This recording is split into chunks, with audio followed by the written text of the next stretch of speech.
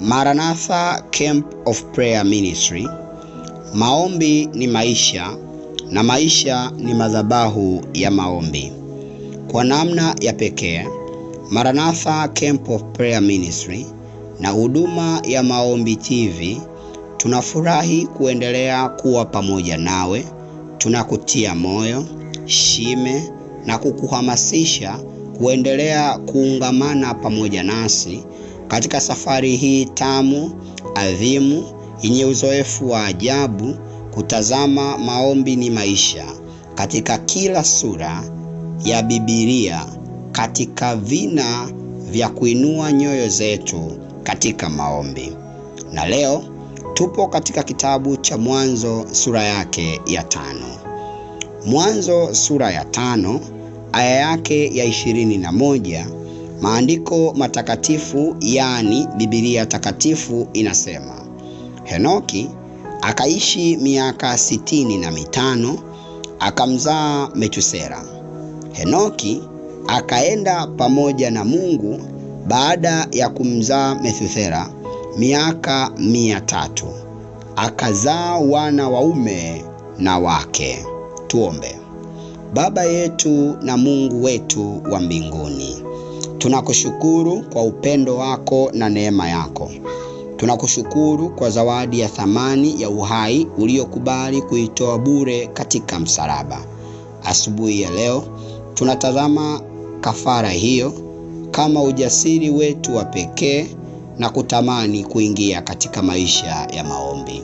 Kawe nasi katika jina la Yesu Kristo. Amen. Mfululizo wa uandishi wa kitabu cha Mwanzo huendeleza mtiririko wa kizazi cha wana wa Mungu, hususan katika sura ya 5.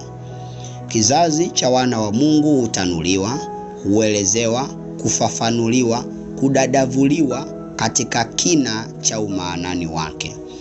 Licha ya maana nyingi haziongozazo roho kwa mwandishi wa kitabu cha Mwanzo, yani Musa, lakini katika kila mstari hubeba teolojia ya fundisho fulani la msingi liendelezalo kuaminiwa katika Biblia. Hatimaye, katika mstari wa 21, Biblia huelezea uzao wa mtu haitwaye Henoki. Yeye aliyezaliwa, akaishi katika dunia hii. Maisha ya Henoki si maisha mageni yasimuliwayo katika mimbari tofauti za wale ambao wanamwamini na kuliitia jina la Yesu Kristo. Fungu hili la 21 na fungu la 22, licha ya upekee wake kuelezea maisha ya ufupi ya Henoki, lakini hutoa mwangwi wa kanuni ya msingi zaidi katika muktadha wa maombi ni maisha. Nyakati fulani katika maisha, watu huonekana kuwa wamewahi kufanikisha maisha, lakini kuna watu wengine walioonekana wamechelewa kuanzisha maisha. Waandishi nguli duniani na waandishi tofauti wameandika katika muktadha tofauti kuwasilisha kauli isemayo, unajuta, ungejuta, utakayojuta. Wengi baada ya kufikia umri fulani wamekuwa wakiingia kwenye kina na machozi ya majuto kwa kushindwa na kukumbuka yale ambayo walipaswa kuyafanya wakati ambapo walikuwa wako na nguvu ya kuyafanya. Wasanii stadi, waigizaji wametunga sanifu za nyimbo, maigizo, shairi na tungo za fumo tofauti kuelezea majuto ya watu yaliyowatokea kwa kushindwa kuishi vizuri katika kipindi fulani cha maisha yao. Lakini Biblia hunyanyua madhabahu ya maombi katika fungu la 22 la kitabu cha Mwanzo sura ya 5, ikisema, Henoki akaenda pamoja na Mungu baada ya kumzaa Metusela miaka 105. Akazaa wana waume na wake. Siku zote za Henoki ni miaka 365. Henoki aliyeishi muda wa miaka 65 hapo awali, kiukweli alikuwa haishi maisha ya sala, Kiufupi, hakuwa na maisha ya maombi. Kanuni hii ambayo inatupa nafasi ya kuendeleza safari yetu ya kuitazama dhamira ya maombi ni maisha. Yawezekana yuko mtu ambaye jana kwa kusikia somo la kitabu cha Mwanzo sura yake ya 4 kuwa anayo nguvu ya kuamua kuanza kuishi maisha ya maombi, atasema mimi ni mzee sasa. Mimi ni mtu mzima sasa. Mimi nimekuwa na majukumu mengi sasa. Sitaweza tena kuanzisha safari hii.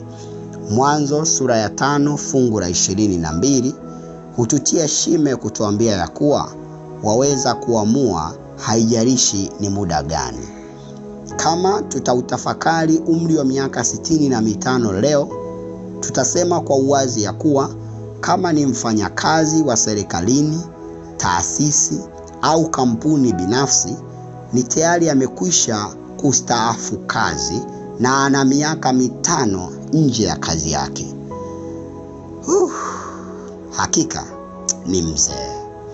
Kama tungali mtafakari mtu wa miaka 65 leo, tungali mtafakari mzee fulani aliyeduni katika kijiji fulani, ambaye hawezi hata kulima vizuri au halimi kwa ufanisi aliyokuwa analima awali, lakini hutegemea jinsi watoto wake, ndugu na jamaa wampao mafao kumlea na kumpa mahitaji muhimu.